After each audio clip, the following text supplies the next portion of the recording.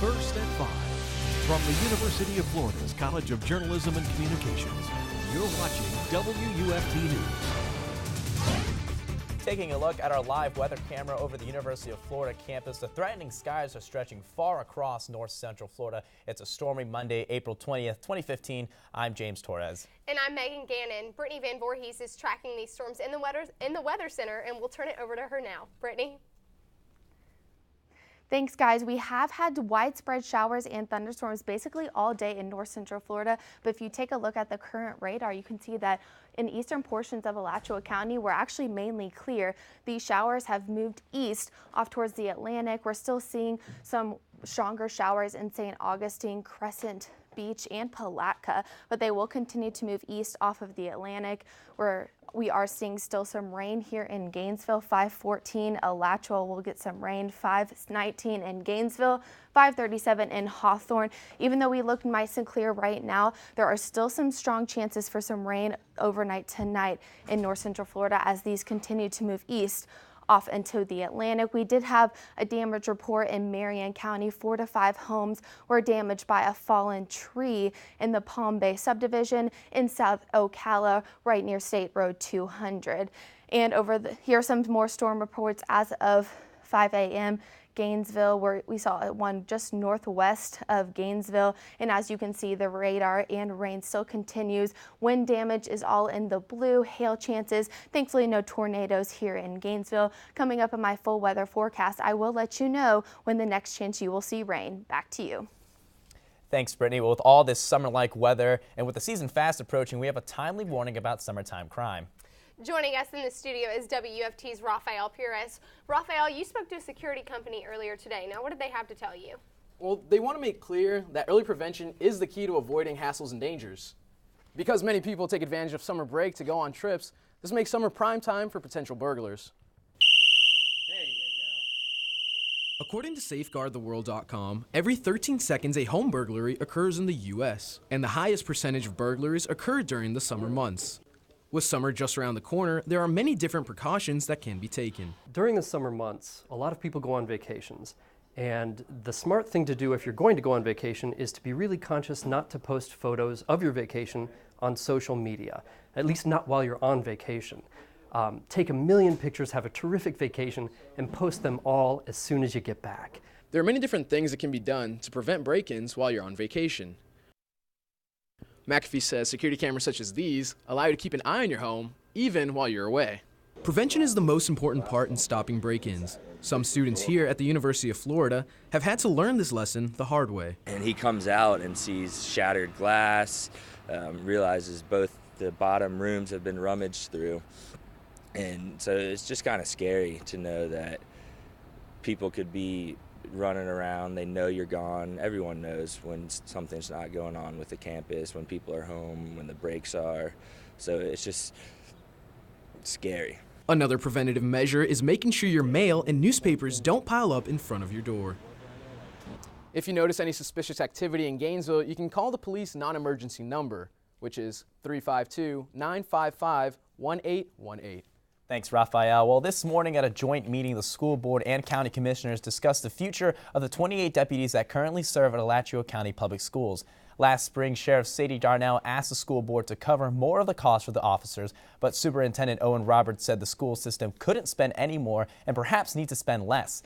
In previous years, the school board said 42% of the program, and the sheriff doesn't want to see any other cuts. If they keep it status quo, at minimum status quo, then I'll continue to be able to provide the school resource deputies in the school. It is a priority of mine. I consider it a vital function within Alachua County. Most parents who showed up to the meeting were in support of keeping school resource officers on staff. They say the resource officer isn't only there to keep students safe, but to be a role model. And with more votes scheduled this week, Florida lawmakers have been marching towards imposing a 24-hour waiting period on abortions. WUFT's Jonathan Munoz joins us from the newsroom with a sample of the arguments on both sides.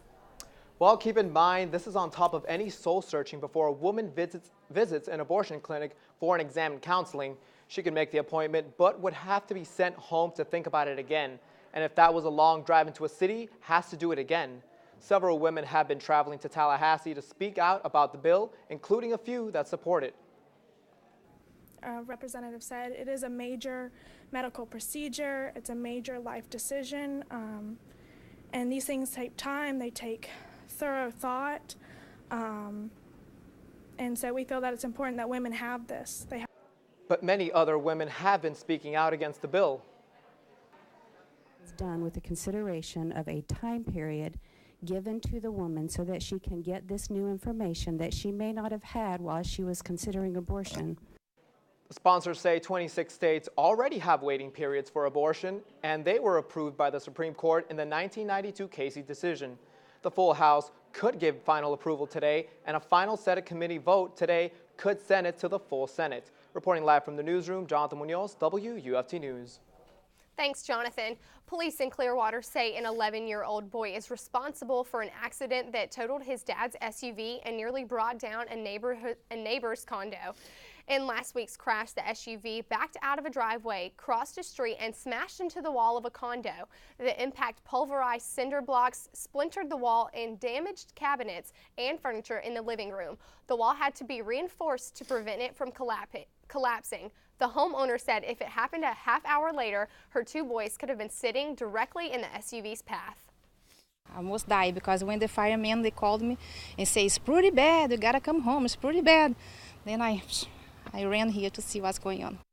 Now neighbors came running to make sure everyone was okay. They say the boy's father told them he just left on a grocery store errand when it happened. No charges were filed. The Florida man who landed his gyrocopter on the lawn of the U.S. Capitol is home in the Tampa Bay area. Doug Hughes is back in Ruskin at home, where he's been ordered to stay while his case proceeds. The mailman carried out the stunt to deliver a personal message about campaign finance laws, but his trip across restricted airspace is also causing concerns over D.C. security. We need to be worried not about whether or not somebody can fly into D.C. We need to be worried about the piles of money that are going into Congress.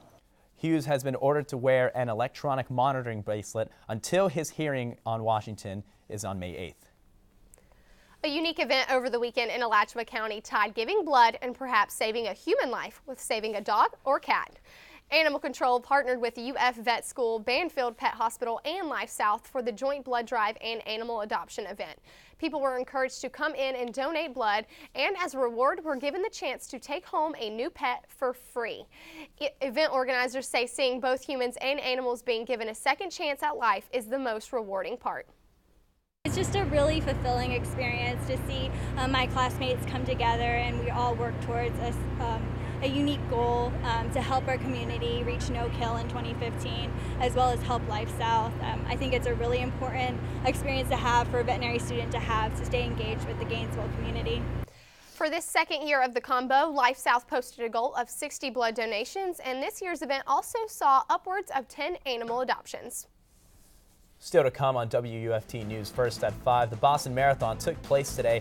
Find out how runners and families are remembering and moving past the events that happened 2 years ago. And in entertainment news, we'll take a look at how the box office did over the weekend. Stay tuned.